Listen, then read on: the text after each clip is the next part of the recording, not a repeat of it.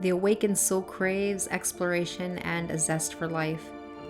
When moments of stagnation, repetition, and sameness begin to feel heavy, the spirit becomes uncomfortable because deep down it knows it's alive. Surrendering to nature, the cosmos, and divine order is the way of life humans used to adhere to before we evolved into societies with structures and laws. In humanity's evolution, honoring divine cycles has fallen to the wayside.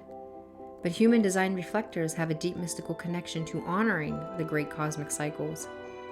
However, sometimes subtle inconsistencies in cycles are often overlooked and ignored, which can be discouraging, especially for the reflector who wants more consistency in life.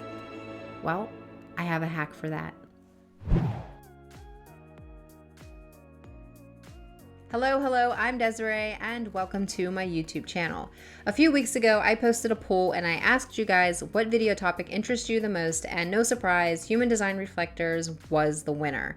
Human Design 2027 was a close second, and an honorable mention to changing money beliefs because that was the approaching winner in the beginning. After some time and some thought about what topic I could actually talk about, because there are so many, I chose to talk about consistency or inconsistency, because at some point in a reflector's deconditioning process, this inconsistency and this feeling of inconsistency can be overwhelming. So I wanted to provide human design reflectors with a resource outside of human design that will help them or facilitate a process of their own individual unique process. So if you are a reflector and you're struggling with inconsistencies, or your focus is really just kind of on, oh my God, I'm so inconsistent, I can't stick with one thing, I'm this way and I'm this way, I just want to tell you that this video and this worksheet will help ease some of those anxieties and some of the resistance and all that negative stuff that may pop up as you are deconditioning and dealing with a consistent change. But it all does begin with awareness. Now, when I say it all begins with awareness, what I want the reflector to do, or what I feel would be most effective for the reflector to do, is to kind of step out of their narrow focus on what is inconsistent and begin to focus on what is consistent. So what I want you to begin to think about is, what is consistent in my life throughout my cycle? What is consistent for the reflector throughout 28 days? Right? What is consistent for the reflector throughout months, and so forth? What are the repetitive cycles that keep coming up for the reflector throughout their life? And this will give some indication on some consistencies and some authentic parts of your being. So how does a reflector begin to shift their focus from focusing on inconsistencies to focusing on what is consistent in their life? Well, my solution in this video and for my reflectors is the habit tracker. But before I show you how to get that, I do want to lay some foundations on how to effectively approach habit tracking and some do's and don'ts. That way you're not met with stress, anxiety, or some resistance as you're going through this process. So how do you use a habit tracker? So using a habit tracker is really easy. You just want to first identify what habits you want to track. And then every day you're going to check off whether or not you've done that habit.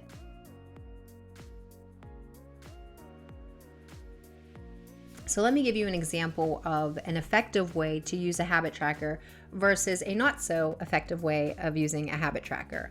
So let's say you want to track the habit of eating keto. Okay, let's say you're on a diet and you want to track how many days your body stayed in ketosis. The thing is, when you're approaching a habit tracker, you don't want to approach it as okay, I'm going to track how many days my body was in ketosis because I have this goal that I want to lose weight.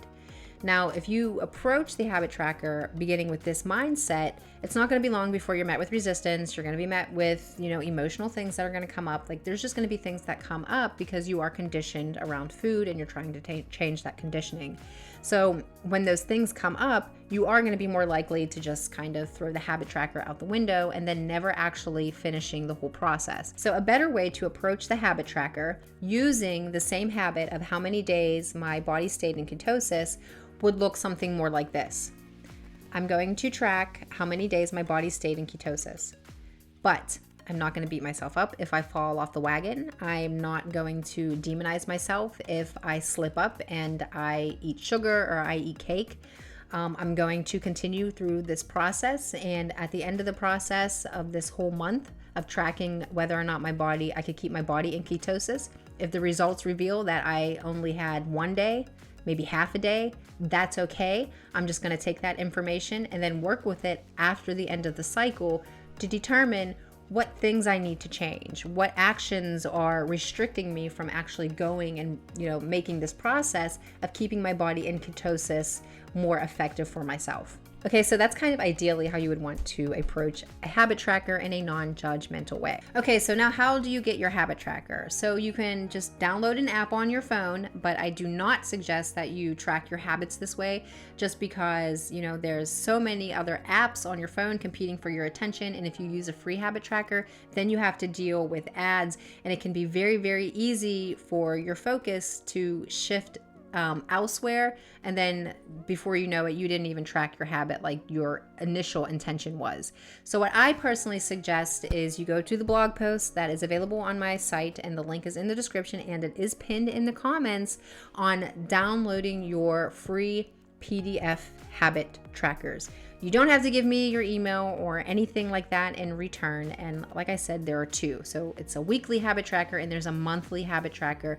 And in addition to that, I give you over 45 ideas to get you started. They range from seriousness to just kind of having fun, because again, it is about the process. So if you like this video, please give it a big fat thumbs up, share, and comment down below your findings if you actually do go through this process. And if you want more human design videos that's for reflectors, or even just kind of curious about this upcoming mutation in the program in 2027, be sure to check out my human design playlist right here. And that's it. That's all I have for you guys. And I'll see you in the future. And until next time, bye.